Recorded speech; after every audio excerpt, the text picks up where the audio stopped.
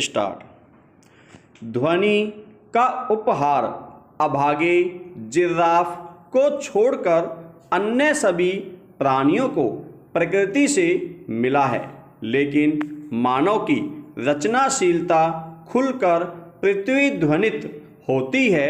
ध्वनि से रचे गए शब्दों में विराम। भारत की अत्यंत प्राचीन संस्कृति में जब शब्द लहलाए तो उस पहली फसल में खिले शायद पहले शब्द ओम की ध्वनि ही संगीत की उत्पत्ति के लिए काफ़ी थी। विराम। फिर जब शब्दों की लड़ियाँ पिरोई जाने लगी तो वे वैदिक ऋचाओं के रूप में निर्झर की तरह बह निकले। विराम। सुव्यवस्थित ध्वनि में पगे हुए शब्दों से रस की वृष्टि को संगीत की संज्ञा दी गई। विराम। सुर, ताल और शब्दों का संयोजन रस की सृष्टि करता है। यह उद्घाटन सबसे पहले भरत मुनि के नाट्य शास्त्र में किया गया। विराम। इसी परिभाषा को आगे बढ़ाते हुए मध्यकाल में सारंग देव जैसे विचारकों ने संगीत की परिधि में गायन, वादन और नृत्य तीनों विधाओं को समेट लिया।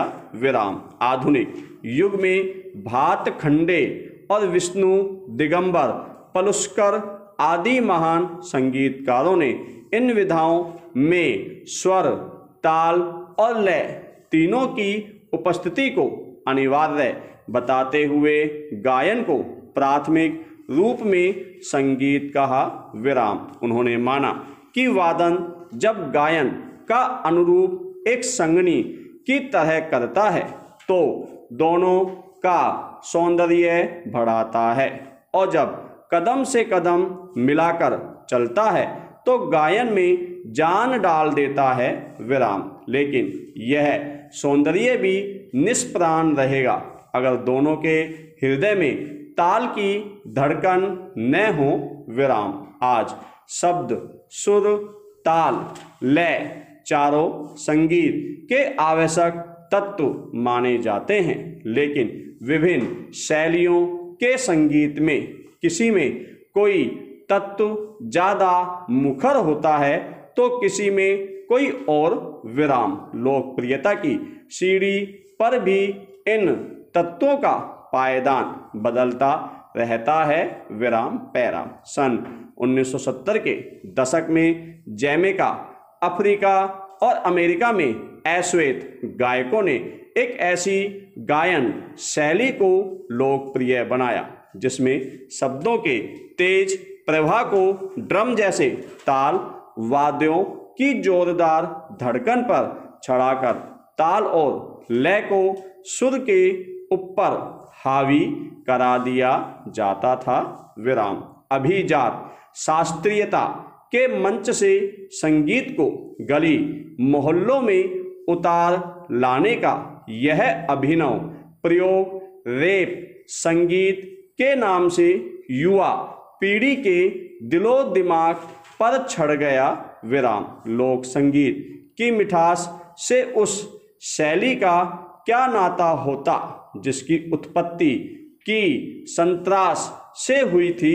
विराम। असमानता और अनुशासन के प्रति विद्रोह की धधक से सुलगती इस शैली को संगीत मानने में पुरोधाओं को संकोच था, लेकिन विद्रोह पर आमादा नई पीढ़ी अपनी भावनाओं को झूठे तकल्लुफ के आवरण में लपेटकर प्रस्तुत करने को राजी नहीं थी। विराम। नतीजतन रैप संगीत की शब्द रचना में गाली गलौज घुस आए। विराम। पश्चिम में लोकप्रिय हर विधा और शैली की तुरंत अनुगामिनी भारतीय महानगरों की नई पीढ़ी ने इस चौंकाने वाली आक्रामकता को भी आगे बढ़कर गले लगाया।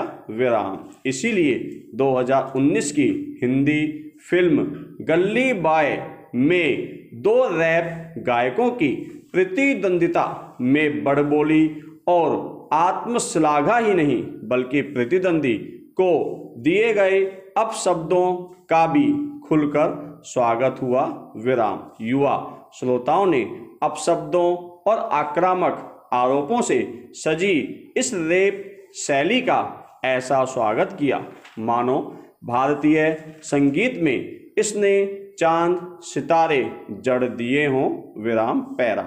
इस आयातित संगीत के गुण ग्राहक अगर हरिंद्र नाथ चट्टोपाध्याय के शब्दों को 1968 में बनी आशीर्वाद फिल्म के रेलगाड़ी वाले गीत में अशोक कुमार की अविस्मरणीय शैली में सुने तो मान जाएंगे कि पश्चिम की अनूठी भेंट मानी जाने वाली निधि अपेक्षाकृत साफ सुथरे और सुंदर रूप में हमारे पास पहले से ही मौजूद थी विराम। अमेरिकी डिस्क जॉकी तो 2 साल बाद 1970 में इसका आगाज कर पाए विराम। रेलगाड़ी गीत का एक छंद देखें, तड़क धड़क लोहे की सड़क, यहाँ से वहाँ, वहाँ से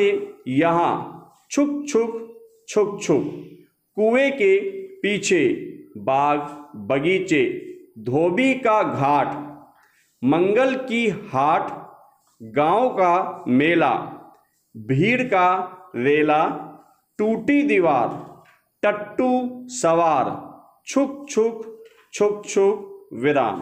क्या इसकी गतिशीलता और धड़कन पाश्चात्य शैली से कम है? मेरे विचार से जयशंकर प्रसाद की प्रांजल कविता हिमाद्री तुंग श्रृंग से प्रबुद्ध शुद्ध भारती स्वयं प्रभा समुज्ज्वला स्वतंत्रता पुकारती और श्याम नारायण पांडे की पंक्तियां लाल गगन हो गया मुर्ग मगन हो गया, रात की अमा उठी मुस्कुरा प्रभा उठी, अत्यंत खूबसूरत रैप है विराम।